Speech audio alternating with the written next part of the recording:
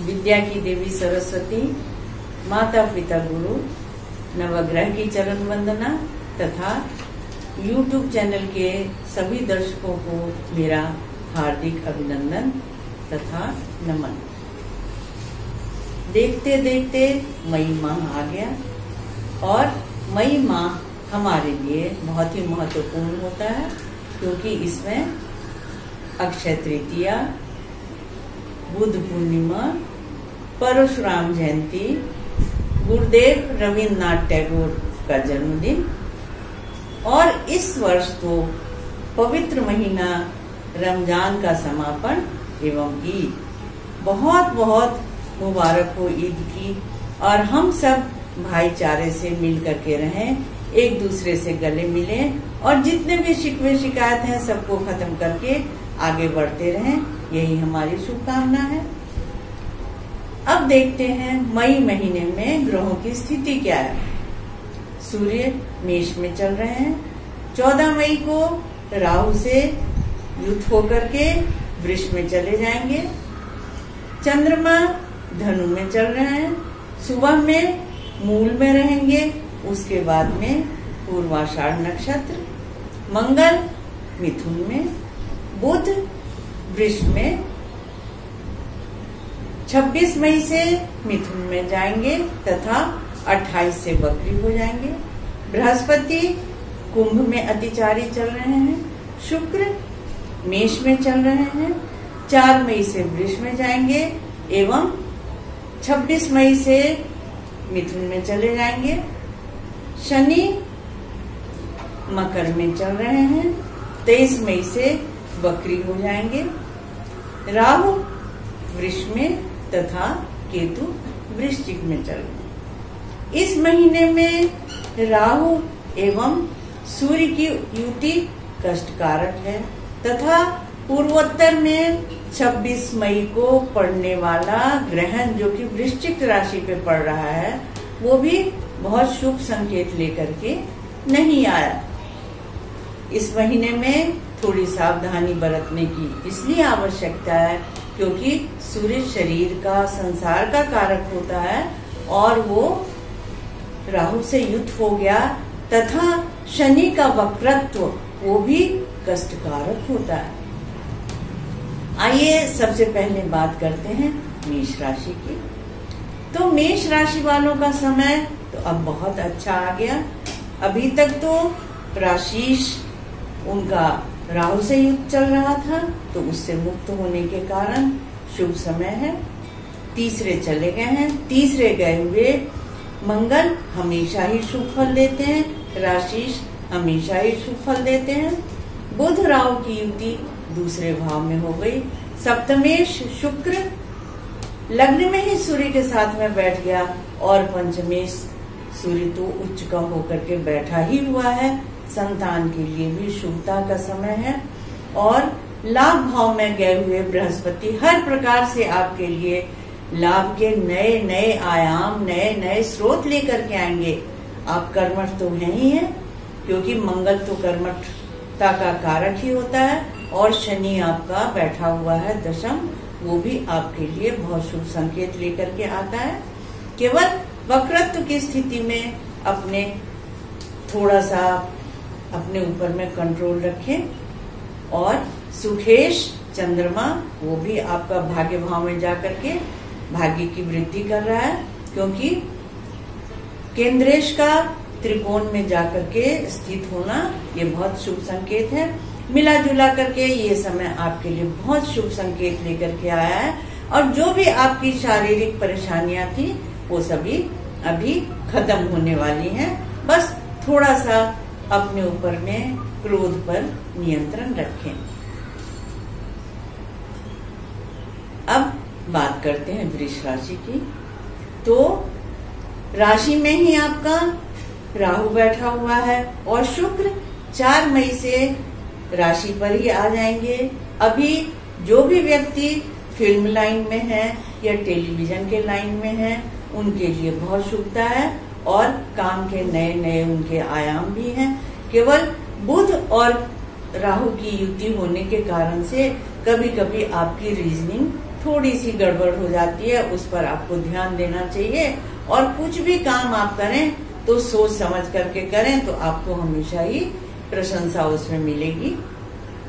अभी क्या है कि लग्न में बैठा हुआ राहु, 12 में बैठा हुआ सूर्य और दूसरे घर में बैठा हुआ मंगल, ये हमेशा ही आपको किसी न किसी कारण से मानसिक तनाव देते रहते हैं। मानसिक तनाव से बचेंगे, कर्मठता लाएंगे तो आपके सभी कार्य शुभ होंगे। भाग्येश शनि भाग्य में ही बैठ करके आपके भाग्य को भी बढ़ाते हैं, और बृहस्पति भी अभी आपका बड़प्पन थोड़ा सा बढ़ा करके रखते हैं। तो समय आपके लिए, अगर आप अपने विचार पे थोड़ा सा कंट्रोल कर लें तो समय आपके लिए बहुत शुभ होगा, और दाम्पत्य जीवन में भी क्लेश कम हो जाएगा, क्योंकि केतु की वहां पे जो युति है वो आपकी समझदारी न होने के कारण बढ़ती रहती है। अब बात करते हैं मिथुन राशि की। तो मिथुन राशि वालों का समय अभी बहुत अच्छा आ गया, क्योंकि एक तो उच्च के सूर्य और शुक्र लाभ भाव में बैठे हुए हैं। लाभ के नए नए आयाम आ रहे हैं, नए नए स्रोत आ रहे हैं। साथ ही साथ सप्तमेश और दशमेश बृहस्पति वो भी आपके भाग्य भाव में आ गए हैं, तो भाग्य में चमत्कार होगा। नए नए कार्य आपको मिलेंगे, जहां भी आप जाएंगे वहां पर आपको प्रशंसा भी मिलेगी। लग्न का बैठा हुआ मंगल थोड़ा सा आपको इगोइस्ट बना रहा है, चिड़चिड़ापन लेकर के आ रहा है। तो अभी अगर आप कोई पार्टनरशिप में काम करना चाहते हैं तो वो शुभ समय अभी आपके लिए नहीं है। और बुध ये भी अभी आपके वृष में ही चल रहे हैं, राहु से युति भी कर रहे हैं, तो थोड़ा सा स्वास्थ्य के लिए भी आपको सावधानी रखनी चाहिए। और गुस्से पे अगर आप कंट्रोल करेंगे तो हर तरीके से आपको शांति भी मिलेगी, और आपको बड़प्पन भी मिलेगा, और आपको लाभ भी होगा। कार्य भी आपके बहुत अच्छे होंगे। शनि अष्टम आपका विदेश भ्रमण भी कराता है और बाहर भी लेकर के जाता है। समय आपका शुभ चल रहा है, और बृहस्पति की जितनी भी शुभता हो सकती है उसको आप लें तो आप बहुत प्रसन्न रहेंगे। अब बात करते हैं कर्क राशि वालों की। तो राशिश अभी आपके चंद्रमा छठे चल रहे हैं। सूर्य आपका बहुत अच्छा बैठा हुआ है, दशम भाव में है, और 14 मई से भी वो लाभ में जाकर के आपको लाभ दिलाएगा। शुक्र भी आपको 4 मई से अच्छा लाभ दिलाएगा, अच्छे अच्छे आपके काम होंगे। बुध बहुत अच्छा फल आपको कभी भी नहीं देता है, इसलिए बहुत ज्यादा सोच विचार करके आप काम न करें। जिस काम को भी आप करना चाहते हैं, पहली बार में अगर मन में जो बात आए उसको आप करेंगे तो आपके लिए शुभता होगी। बहुत ज्यादा सोच विचार करेंगे तो फिर वो काम आपका सफल नहीं हो पाएगा। शनि आपके अभी सप्तमेश होकर के सप्तम भाव में ही बैठे हुए हैं, तो थोड़ा सा दाम्पत्य जीवन में अथॉरिटी की थोड़ी कमी हो जाती है, और आप अपने आप को थोड़ा कभी कभी असहाय महसूस करने लग जाते हैं। लेकिन समझदारी से काम करेंगे तो बहुत प्रसन्न रहेंगे। पंचम भाव का केतु संतान के प्रति आपको लापरवाह बनाता है, और बहुत आवश्यक है कि आप अपनी संतान पे ध्यान दें। अब बात करते हैं सिंह राशि की। तो अभी तो आपका समय बहुत शुभ चल रहा है सिंह राशि वालों का, क्योंकि आपका राशिश भाग्य भाव में कर्मेश शुक्र के साथ में युत है, तो बहुत ही शुभता है आपके लिए। और शुक्र राहु की युति हो जाएगी 4 मई से, तथा 14 मई से राहु से युति होगी सूर्य की, तो ये समय आपके लिए थोड़ा कष्टकारक है। शरीर के प्रति, घर के प्रति बहुत जिम्मेदारी से काम करें, स्वास्थ्य का ध्यान रखें, ज्यादा उत्तेजित न हो, क्योंकि अभी आपके लिए परम शांति की आवश्यकता है। वैसे तो सिंह लग्न वाले कभी भी निरर्थक क्रोध नहीं करते, लेकिन अभी जो क्रोध अभी अगर आप करेंगे, अपने दिल में अगर कोई मलाल रखेंगे, तो वो आपके लिए कष्टकारक ही होगा। मंगल आपके लिए बहुत शुभ है, लाभ के लिए बहुत अच्छा समय है, लेकिन ध्यान रखें केवल लाभ और पैसा ही सब कुछ नहीं होता। अगर आपका शरीर शुभ है, शरीर की शुभता है, आप जो भी अर्जन करेंगे वो आप उस पर सही तरीके से खर्च कर सकेंगे, तो ही आपके लिए फायदा है। इसलिए अभी बहुत समझदारी से काम करें, और अभी जो ग्रहण आएगा उसके लिए भी आपको थोड़ी सी सावधानी रखनी चाहिए, जिससे मन आपका प्रसन्न रहेगा और आप काम कर पाएंगे। चतुर्थ का केतु भी खाने से संबंधित, रक्त से संबंधित विकार उत्पन्न कर सकता है, इसलिए खान पान पे भी आपको बहुत ज्यादा ध्यान देने की जरूरत है। सिंह राशि वालों को चंद्रमा बहुत शुभ फल नहीं देता, क्योंकि वो द्वादशेष हो जाता है। फिर भी पंचम बैठा हुआ चंद्रमा अभी आपको थोड़ी बहुत समझदारी दे रहा है। तो कन्या राशि वालों का अभी जो राशि का स्वामी है बुध, वो अभी राहु के साथ में चल रहे हैं। सूर्य और शुक्र आपके अष्टम भाव में स्थित हैं। 4 मई से शुक्र आपके भाग्य भाव में भाग्येश होकर के चले जाएंगे और राहु की युति होगी। आपके राशि का स्वामी भी बुध, वो भी राहु के साथ में युक्त होकर के चल रहे हैं। तो भाग्य में शुक्र के वहां जाने से चमत्कार होगा और हर प्रकार की खुशियां आपके लिए लेकर के आएगा। थोड़ा सा स्वास्थ्य के लिए संभल करके चलें। दशम भाव का मंगल आपका राजकाज से संबंधित सभी कार्यों को पूरा करेगा, और सूर्य भी आपके विपरीत राजयोग कारक होकर के, और ये आपको विदेश से भी लाभ दिलाएंगे।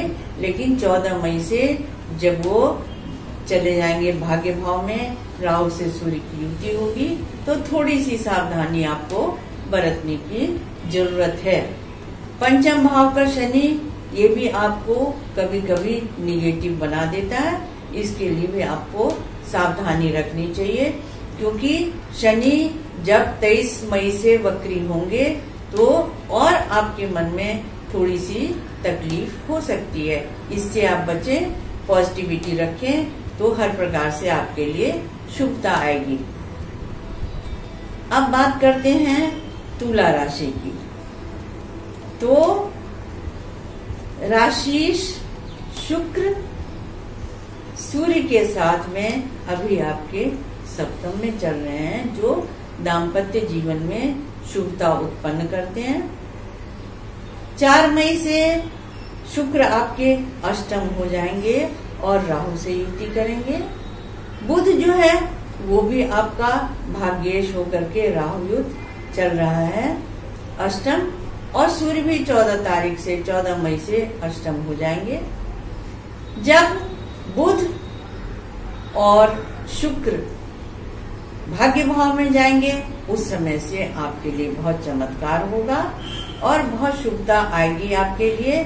अभी शुक्र आपका विदेश भी लेकर के जा सकता है। थोड़ी सी अभी आपको बीमारी की भी संभावना हो सकती है, जिससे आपको बचना चाहिए।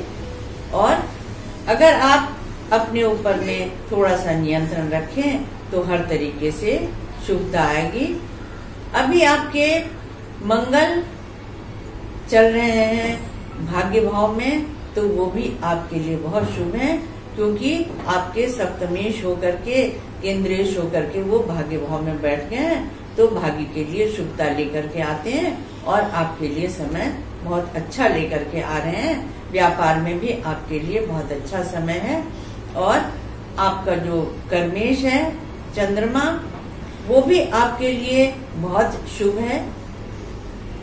लेकिन तीसरा बैठा हुआ, इसलिए आप हो सकता है कि आपको जिस काम को आप कर रहे हैं उसको आपको बदलने की जरूरत पड़ जाए। लेकिन कोई बात नहीं, काम आपका बहुत अच्छा रहेगा और आपके लिए बहुत शुभता आएगी। शनि आपको घर का, परिवार का बहुत शुभ फल दे रहा है और लोग के आपके फॉलोअर्स भी काफी बढ़ रहे हैं। जमीन के लिए भी आपके लिए उपयुक्त समय है और प्रसन्नता भी आपको बहुत आ रही है। अब बात करते हैं वृश्चिक राशि की। तो वृश्चिक राशि वालों के लिए अभी राशिश मंगल बहुत दिनों से राहु से युति कर रहे थे, इसलिए थोड़ा कष्ट चल रहा था शरीर का, लेकिन अब वो मंगल हट गए हैं वहां से। लेकिन अष्टम हो गए हैं, लग्न का बैठा हुआ केतु तथा सप्तम बैठा हुआ राहु परिवार के लिए कुछ न कुछ परेशानियों को उत्पन्न करता है तथा तादात्म्य मेल का और आपस में समझौते में पति पत्नी में दाम्पत्य जीवन में थोड़ी सी कमी हो जाती है। इसके साथ ही 26 मई को पड़ने वाला ग्रहण भी आप ही की राशि में पड़ रहा है, तो उससे आपको सावधानी थोड़ी सी रखनी चाहिए, जिससे आपके लिए अच्छा होगा। शनि तीसरे बैठे हुए आपके लिए शुभ हैं। आप कर्मठ बहुत हैं, बहुत काम करते हैं आप, लेकिन आप कभी किसी दूसरे की बात को नहीं सुनते। दूसरे की बातों को सुन करके उसको मान करके चलेंगे, आप दूसरे की सलाह को लेकर के चलेंगे और अपना थोड़ा सा अहंकार से बचेंगे तो बहुत अच्छा है। चंद्रमा भी आपका दूसरे घर में बैठा हुआ बहुत शुभ है और बहुत अच्छा फल लेकर के आ रहा है। धन के लिए बहुत अच्छा भाव है। अभी आप संतान के लिए भी थोड़ा सा ध्यान नहीं देते संतान पर, तो उसमें भी आप थोड़ा अपने ऊपर में कंट्रोल करें और ध्यान का केंद्रीकरण करें, तो सब तरीके से अच्छा होगा। अब बात करते हैं धनु राशि की। तो अभी तो राशि में ही चंद्रमा बैठे हुए हैं, इसके साथ ही जो राशिश बृहस्पति आपके नीच के चल रहे थे वो नीच भंग हो गया और बृहस्पति आपके अतिचारी होकर के तीसरे भाव में चल रहे हैं। सूर्य बहुत अच्छे आपके बैठे हुए हैं और वो भी आपको बहुत शुभता देते हैं। पंचम भाव में उच्च के सूर्य जो कि आपके भाग्येश हैं, वो भी आपको बहुत अच्छा फल दे रहे हैं। लेकिन 14 मई से जब उनकी राहु से युति होगी तो यकायक कुछ परेशानी आ सकती है, जिस पर आपको ध्यान देना चाहिए।